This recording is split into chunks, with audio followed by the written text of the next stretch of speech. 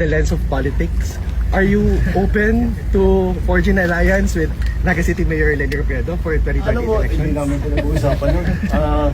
Alam mo, I think the mayor will agree with me na servisyo muna bago politika.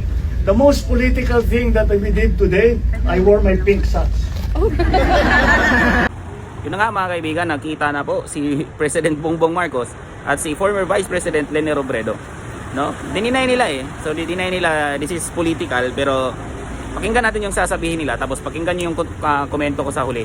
Ito, ating pakinggan po magiging mensahe niya. This is our, these are the beginnings of the perennial na flood problem here in Naga and in the rest actually of along the Bicol River. Alam naman natin, ito basin. At maraming mga construction, hindi lamang yung private sector construction, kundi ang pagpagawa nito ng mga iba't ibang yung linipat ang dinaanan ng tubig, kaya naging mas grabe. Isa pang bagay, yung nagsiltation talaga ng husto, kaya kung titignan ninyo, napakababaw na nitong ilog na ito. And with ang sinasabi nga ni Mayor Leni is that many of the places na dati naman ay hindi binabaha, and dyan na rin yung effect ng climate change. Kaya this is what we are trying to remedy.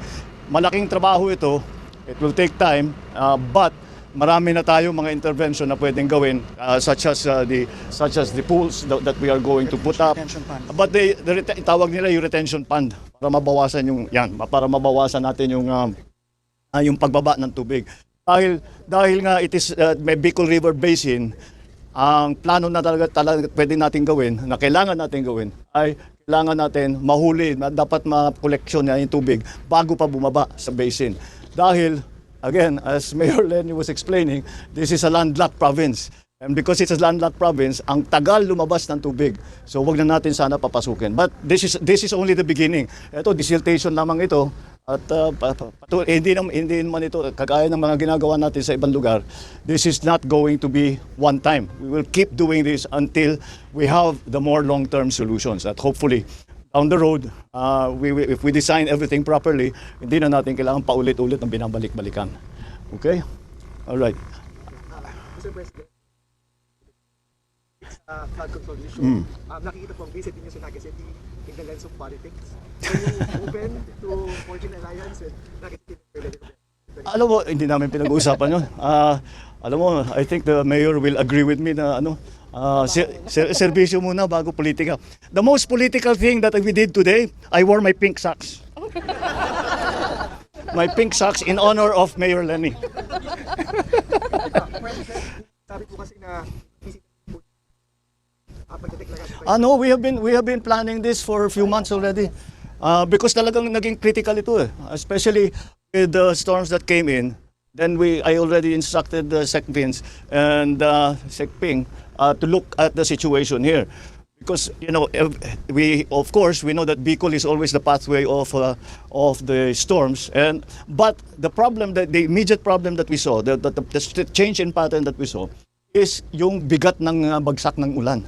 Dati hindi naman ganun karami. You got 700 in one day, 700 centimeters of rain in one day. Ano yung katumbas ng 6 na buwan yun? Tumpas po siya sa Ondoy and Yolanda. Yeah, that's very significant, and that's why it became critical. So we did not discuss. Servisyo muna bago politika. Marami pang kailangan gawin. Marami pa kaming kailangan gawin. So we will get to that. Aabot din tayo doon.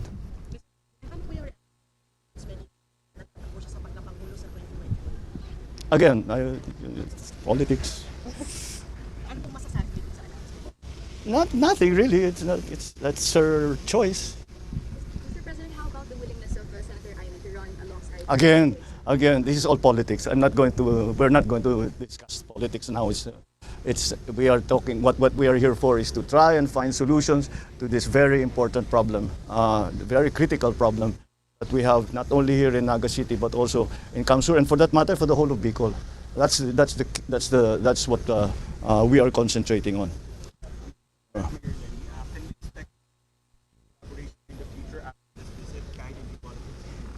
we don't change. Whatever kung sinong, it's not only here, kung sino ang nangangailangan ng tulong, the national government is here to help. So as you know, I came from local government. Kaya I have great sympathy for the situations of local government, the different constituents, the cities, the provinces, the towns, the municipalities. Kaya whoever comes to us for help, we will do what we can to help. There is not an increase, there is not a decrease, it's not political, it's only because it depends on the need. And that's why we are here today. All right? Sige. I'm sure we will inspect it when it's further, when the project is further along.